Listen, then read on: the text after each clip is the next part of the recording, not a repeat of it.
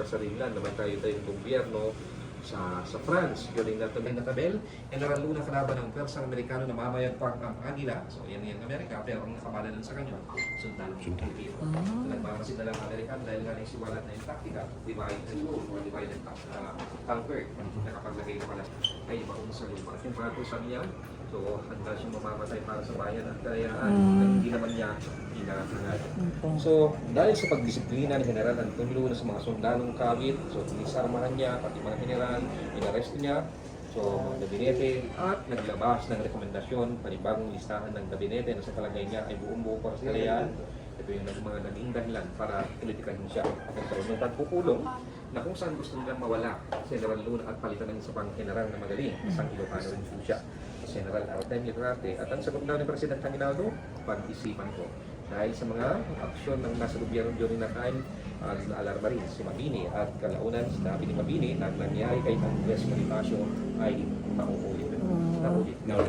Tinambangan niya sa, pinapunta siya sa Cabanatuan dun. Doon siya namatay. So, alam niyo po mga mostly ang Bonifacio ayon sa kasaysayan, hindi Manila, hindi Cavite. Taga saan? Hindi rin. Hindi rin? Saan po? Pampanga. Arayat sabi? Saan po? Arayat. No. Hindi. Makabebe. Tama. Buwan sa ano yun, sa org na... So, alam niyo po ba na yung pelikulang General Luna na Ako po naman. account po yun ng isang Kapampangan General. Ay. Si Taga-Arayat. si Alendrino. Yes. So, Oh, wow. So, yan po yung inhinyero na kasakasama ni General Luna. Kasakasama niya rin sa Madrid during that time.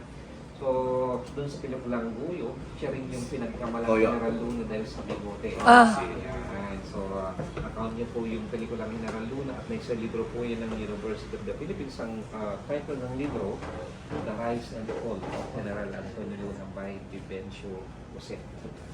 Ang present po din ata. So, ang sinabi lang kasi doon,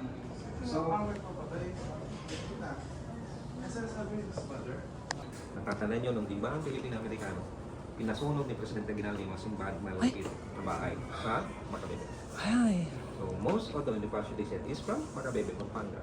Hindi kaya may dahilan. Sigurado. So, to take revenge. Pwede nang mangyari po yun Ay. during that time. Kaya, nasusundan sina Aguinaldo during that time. So, alam niyo po ba na yung sinasabing general, napapalit General Luna, natuloy na. Siya ang naging father of the Philippine Army, General Artemio Duarte. So, nang papunta na ang trupa sa Ilocos during that time, humiwalay na si Recarte sa kanila. Kasi, Ilocano rin siya. Ayaw niyang ma-implicate sa kamatayan ni General Antonio Luna. Kaya sina President Aguinaldo, sinaguyo na ang nagsama papunta sa Ilocos. So, Cervantes, sa Plaridel, Tiran Pass. So, doon siya namatay, si Guyo. Pagkatapos, tumatakas si President Aguinaldo hanggang sa Lanan Isabela. So, ang present po din ata. So, ang sinabi lang kasi doon, pinatay niyo. Ano eh? Oh. Yung isa, Wow. nagalaw pa ko kaya, or